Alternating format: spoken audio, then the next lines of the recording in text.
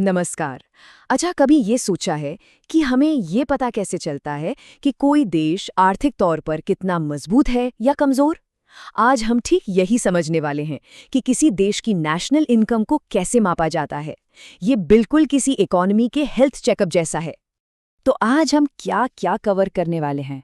हम सबसे पहले बेसिक्स को समझेंगे, फिर इनकम मापने के 3 मेन तरीकों को जानेंगे, फिर ये देखेंगे कि इंडिया ये सब कैसे करता है, और हाँ, आखिर में एक फटाफट रिवीजन भी करेंगे ताकि सब कुछ अच्छे से याद हो जाए।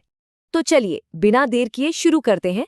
पहला टॉपिक, किसी देश की इनकम को मापना। समझते हैं कि इसकी बड़ी पिक्चर क्या है। तो सबसे बड़ा सवाल, बल्कि सबसे पहला सवाल तो यही मन में आता है कि भाई, भारत जैसी इतनी बड़ी और कॉम्प्लेक्स इकोनॉमी की टोटल इनकम को कोई माप भी कैसे सकता है। सुनने में तो ये इम्पॉसिबल सा लगता है ना। लेकिन इसका एक बहुत ही स्मार्ट सोल्यूशन है। देखिए, मशहूर अर्थशास्त्री साइमन कुजनेट्स ने बताया कि किसी देश की इकोनॉमी को देखने के 3 अलग-अलग तरीके हैं। और मजे की बात पता है क्या है? ये तीनों रास्ते हमें एक ही जवाब तक पहुंचाते हैं। तो आइए पहले रास्ते को एक्सप्लोर करते हैं। इसे कहते हैं प्रोडक्ट मेथड या वैल्यू एडेड मेथड। और ये मेथड बस एक सीधा सा सवाल पूछता है, पूरे देश ने मिलकर आखिर बनाया क्या? तो ये मेथड करता क्या है? ये एक साल में देश में बने सभी फाइनल गुड्स और सर्विसेज की टोटल वैल्यू को कैलकुलेट करता है। अब इस स्लाइड पर जो सबसे जरूरी शब्द है वो है वैल्यू एडेड। इसका मतलब ये है कि हम सिर्फ फाइनल प्रोडक्ट की कीमत नहीं देखते, बल्कि प्रोडक्शन के हर स्टेज पर कितनी वैल्यू बढ़ी उसे जोड़ते जाते हैं। चलिए इसको एक बहुत सिंपल से एग्जाम्पल से समझते हैं। मान लीजिए एक किसान ने 100 रुपए की कपास बेची, तो यहाँ 100 रुपए की वैल्यू ऐड हुई। अब एक मिल ने उस कपास से धागा बनाया और उसे 250 रुपए में बेचा, तो मिल ने कितनी वैल्यू ऐड की? 250 माइनस 100 यानी 150 रुपए। आखिर में एक फैक्ट्री ने उस धागे से 500 रुपए का कपड़ा बना दिया, मतलब उसने 250 रुपए की वैल्यू और ऐड कर दी। तो हर स्टेज पर सिर्फ बढ़ी हुई वैल्यू को जोड़ने से हम डबल काउंटिंग की जो गड़बड़ हो सकती है उससे बच जाते हैं। अच्छा, तो अब हमारे पास चीजों की बाजार की कीमत यानी जीडीपी एट मार्केट प्राइस तो आ गई, पर हमें तो उसकी असल लागत यानी फैक्टर कॉस्ट तक पहुंचना है ना। तो इसका एक सिंपल सा फॉर्मूला है। हम मार्केट प्राइस में से सरकार के इनडायरेक्ट टैक्स को घटा देते हैं, और अगर कोई सब्सिडी मिली है तो उसे वापस जोड़ देते हैं। बस हमें मिल जाती है प्रोडक्शन की असली लागत। चलिए अब देखते हैं दूसरा नजरिया, जो है इनकम मेथड। ये मेथड प्रोडक्शन पर नहीं बल्कि एक अलग सवाल पर फोकस करता है, देश में लोगों ने कुल मिलाकर कमाया कितना। इस मेथड में हम क्या करते हैं, हम प्रोडक्शन के जो 4 मेन फैक्टर होते हैं उनसे हुई कमाई को बस जोड़ देते हैं। ये 4 फैक्टर्स क्या है?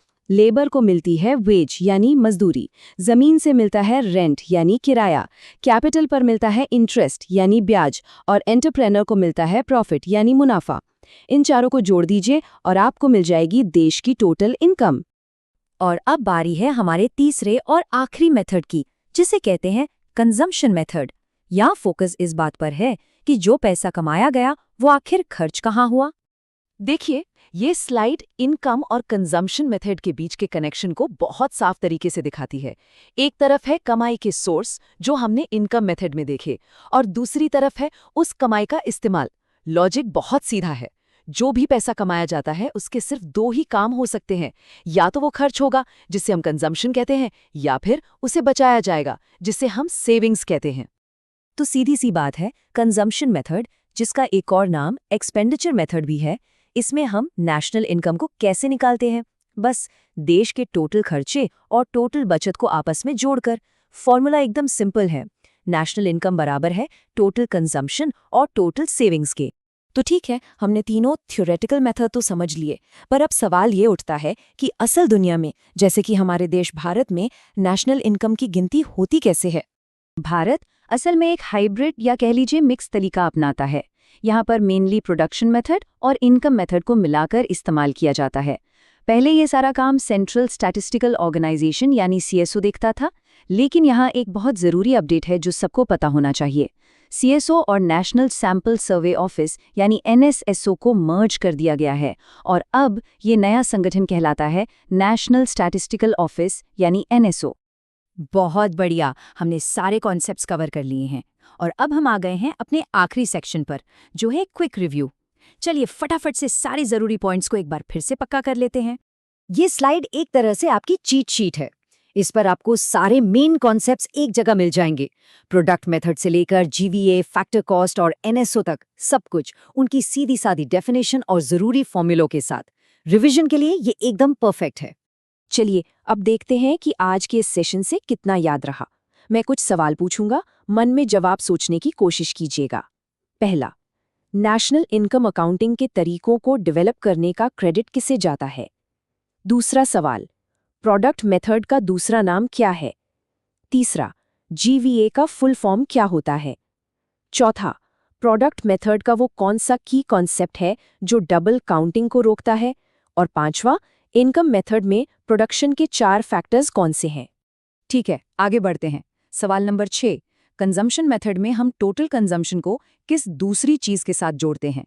7वां सवाल, भारत नेशनल इनकम कैलकुलेशन के लिए कौन से 2 मेथड ज्यादातर यूज करता है?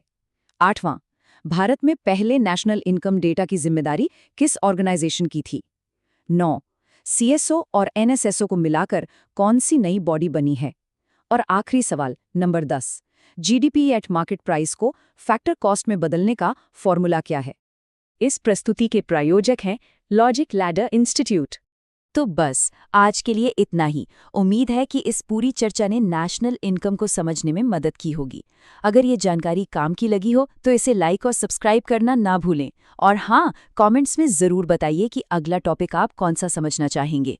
आपके फीडबैक से हमें और बेहतर कंटेंट बनाने की प्रेरणा मिलती है।